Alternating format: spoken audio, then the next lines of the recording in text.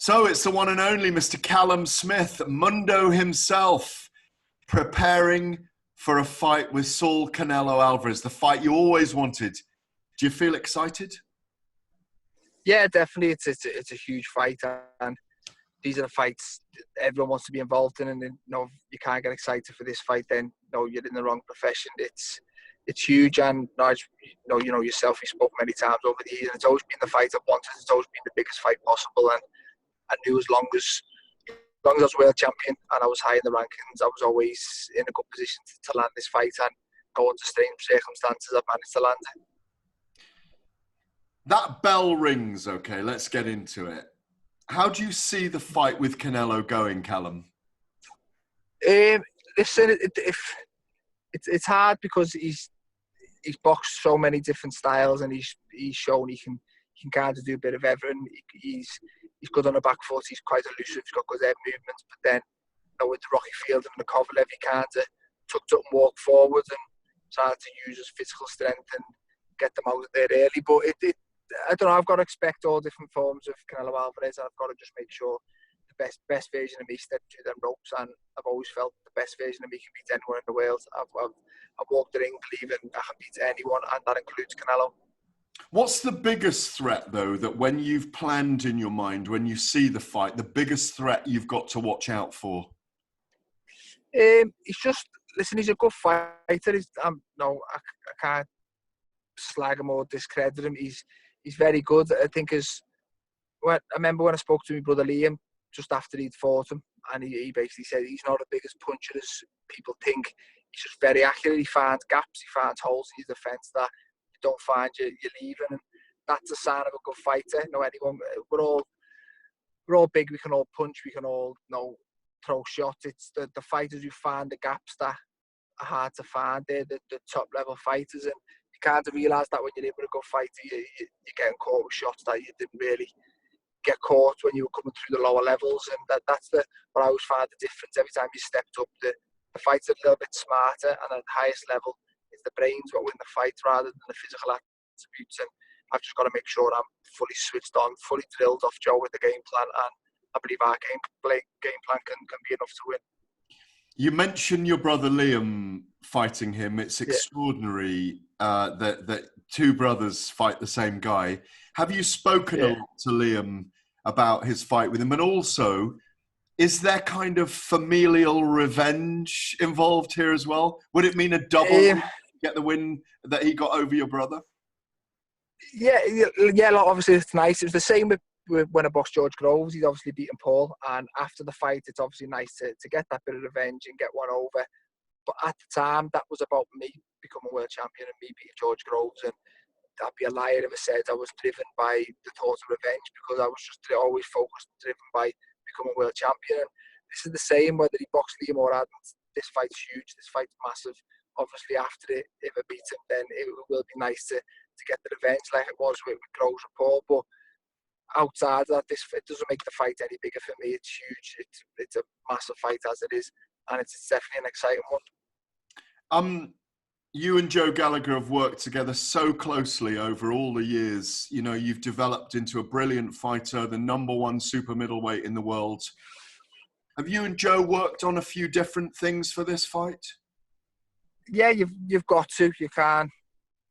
I don't even think at the highest level, even at the lowest level, you can't just have one game plan. And you see a lot of young fighters, when you watch them coming through, and you've got no plan A, and if it's not working, you come unstuck. And you've always got to be prepared for everything in the ring. And over the course of a 12-round fight at the highest level, the fight can swap and change many times, more than once. And you've always got to be prepared. And the fighter who is prepared for that normally is the one who comes out. So, like I said before, we've got to expect every version of Canelo Alvarez, and I've got to have an answer for every single version of that. So if I was to go in with one game plan and it doesn't pay off, then I've got nothing else then. So yeah, we've worked on a few different things, and we always work on, rather than tactics, more just on certain shots we feel we'll have success, and certain shots we feel he'll try and set me up for, and I've got to be well aware of them. But I can watch as much as him, and he can watch as much as me. It's always very different the minute that bell goes and he's in with each other. No, I've never fought anyone like him. He's never fought anyone like me. So will I get the same version Canelo Alvarez who've boxed my brother Liam, or he boxed Sergey Kovalev.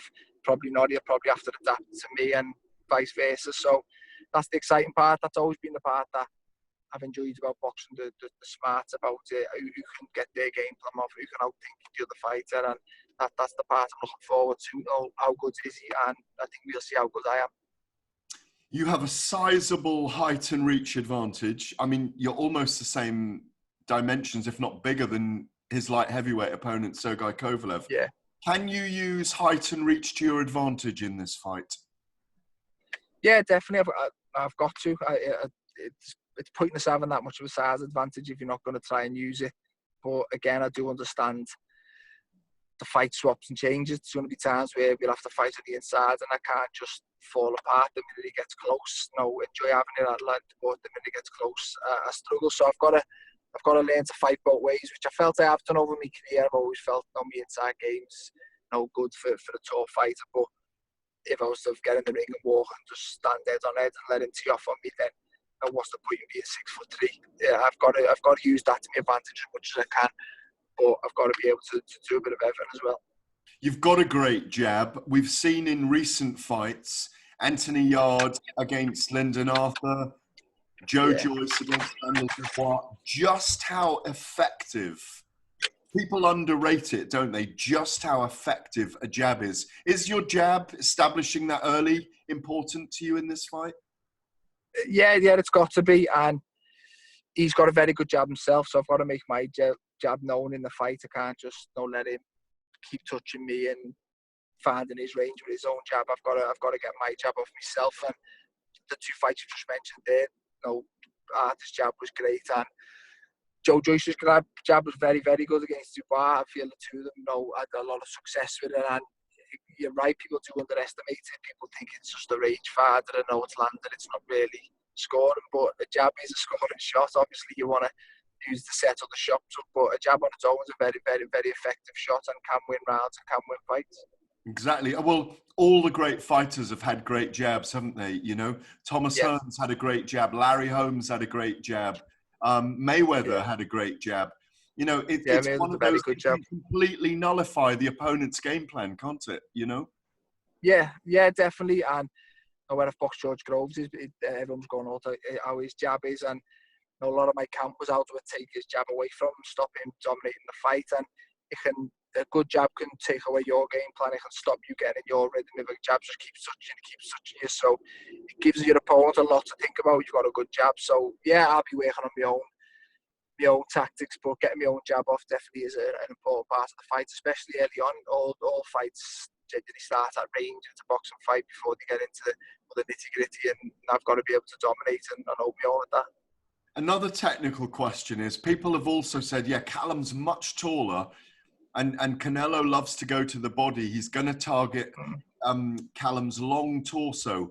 What people are also forgetting, this is a double question, just how much power you've got there as well on the inside and how you've put away so many opponents. So have you got to be careful not to take body shots, but also, are you looking forward to him tasting your power? Yeah, definitely. Obviously, he's a very good body puncher, so you've always got to be aware of them. I think it's just the stereotype of tall fighter leaves himself open for body shots. But like I said before, I've always found myself comfortable up close. No, I'm not a bad body puncher myself. I'm looking forward to that part of the fight. I think I've obviously got to look out for his one. He's proven over the years he's a very good body puncher. And like I said before, my brother Liam, he finds gaps that you probably don't really know you're leaving. So I'm fully aware of that. But yeah, I'm excited to give him some back. I can't just go into a shell up close. I've got to be able to let some of my own go and make him think twice about just walking up to me and trying to let his body shots go. But it's an exciting fight. There's so many ways it can go, and that's what I enjoy about being at this level. Every fight's different. Every fight's exciting, and I know I've got to get it perfect on the night to win. And that's always felt what I feel brings out that little bit more of myself. And I know I need to be at my best. I always feel I have been. Would you count this as the toughest fight of your career, Callum, even though potentially, does it not give you the biggest legacy you could ever get? Yeah, I think it is. I think it's the biggest profile fight. He's the first whether people put him 1, 2, 3. I think he's there or thereabouts in people's pound for pound rankings. So it's the first pound for pound fighter I've fought. So yeah, you've got to say to me toughest fight to date, and I'm expecting that. I'm preparing for that. It could turn out to be the easiest. It could turn out to be the toughest. We never know on the night, but on paper going in, yeah, I'm expecting the toughest fight to be clear. I think he's the most skillful fighter I'll have been in with, and I'm looking forward to that. Like I said before, I'm looking forward to seeing how good he is, and I believe how good he is will bring out how good I am. We've always talked about it, and I didn't want to put you in tough fights where you go to war for 12 rounds, but yeah, you've even agreed back. It's not like you want to get hurt in the ring. Of course you don't, but no. This could be the fight where you potentially be, as you say, 1, 2, or 3 pound for pound. I think he's the number 1 pound for pound in the world. I really do. You look at the resume that he's got, how long he's been doing it, more than 50 fights. He only struggled against Floyd Mayweather, who we believe is the defensive genius exactly of the generation. It must be very exciting being number 1 in the world at super middleweight, at the peak of your powers, still a young man, to have the potential to be the first Brit that beats the pound for pound number 1. Come on, it must be so exciting. Yeah, exactly. Especially when you're saying out loud like that, it's huge. And when you're a fighter coming through and you're on your 4 and 6 rounders and you're on at 5 in the afternoon, and that's not what you turn pro for, but you know it's got to be done to get to the very top. And I always had the vision, and I always believed I'd be in this position. I always believed I'd be a world champion, and your whole career you're always driving to be in this position. So I've got to sit back and enjoy it, but there's still work to be done. I don't want to just be involved in these big fights. I want to come out the winner in them, and this is huge for me, my career, my family, everything. It's a massive fight, and it's time for me to walk the walk. I've always said the better the opponent, the better the version of me, and I couldn't find a better opponent for me to share the ring with. So I do believe you will see the very best of me, and I believe the very best of me can beat anyone on the planet at 168. Yeah, you do look in fantastic shape. I can see it in your face, and ready, ripped and ready. The victory would obviously move you into the pound for pound list. Would you move up to light heavyweight if you claim victory in this contest? And who would it be against? I don't know. I think I've always said a move to 175 is inevitable. I'm big enough. I believe I'm big enough and good enough to go up there and do what I've done at 168. I believe I can become a world champion up there. And the thought of being a 2-8 world champion is a goal I have set myself. I couldn't really say I want to be a 2-8 world champion before I was a 1-weight world champion. But the minute I won my world title, I know a unified champion or a 2-8 world champion was definitely the goal I have set myself. Yeah, I do think it will happen soon, whether after this fight I have a rematch with Canelo or we move up to 175. But again, it's exciting. They're all exciting moves. There's a lot of options out there for me. But yeah, the move to 175 definitely is possible within the near future. And, Betty Bev, Bivol, Gilberto Ramirez, there's a lot of top fighters up there. And I look forward to jumping in the mix with them. You're the 6th British fighter to fight Canelo. I'll just give you the list. Matthew Hatton, Ryan Rhodes, Amir Khan, Liam, obviously, you mentioned, and Rocky Fielding. Have you watched all those fights? And have you learned anything in particular from them? I think apart from the Rhodes one, I think I watched them all at the time live. I watched bits of them. But it's hard to watch the Rhodes and the Hatton ones. I think that was a very young Canelo. I think he's changed a lot since. But the one my brother wrote the Fields and one, they're a little bit more recent. But to be honest with you, I'm not a big... I am and I aren't. I'm a big boxing fan, but I'm not really a big studier. Joe does a lot for me. And then he'll tell me to watch a certain round of a certain fight rather than me watching full fights all the time. And I've always been quite big on switching off the minute I get home from the gym. And I'm not one of them who in the gym, Canelo, then go home and then watch Canelo. And I think it becomes a bit mentally exhausting. So Joe will do a lot of studying for me, and then he'll send me watch rounds 2 to 6 of this fight. And then I'll go in the gym tomorrow and we'll discuss it and work on whatever he was telling me. So Joe's really good for that. But yeah, I do watch little bits, and I think I can take a little bit from each fight. But like I said, I think I get a different version of him than we've seen before, because stylistically I'm a lot different to what we've seen him in before. And again, I think I'll have to adjust my style to beat a fighter like him. So it's good, but we'll see on the night who's whose tactics and whose game plans and works out best, and who the better fighter is. I know all fighters do this. You visualize what might go on, and you've hurt a lot of people. You've boxed against, and you've knocked people out, and you know what punches. You carry incredible power with. It's one of your great qualities, and your chin and your physique. Does it concern you going the 12 rounds with Canelo, given what's happened in the past and you're having to fight him away in America? No, to be honest with you, because although you see the bad decisions and you hear them, even when I was in the amateurs internationals, they happen week in, week out, but you just never think it's going to happen to you. You never go thinking, I can't let this go to points. I go there, and the final bell goes, and I believe I win the fight. I believe I'll get it. It's just, whether I do or not, you don't know. But I've just got to do what's in my hands, and that's win. And do I believe I hit hard enough to knock him out? Yeah, I believe I can hit anyone in the world. I've said that previously. Do I believe I can beat him on punch? Yeah, I do, to be honest with you. But I understand the people's thoughts on getting a decision against Canelo Alvarez, but I've just got to do my part. And as long as I believe I won the fight, then the rest is out of my hands.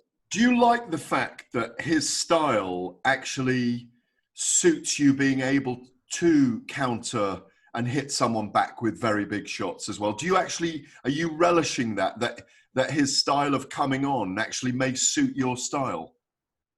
Yeah, I think stylistically, I think we'll gel pretty well. No, he's not awkward. He's not negative. He's not. There's a lot of different styles out there. He's not basic. But he's orthodox, hands up and throws.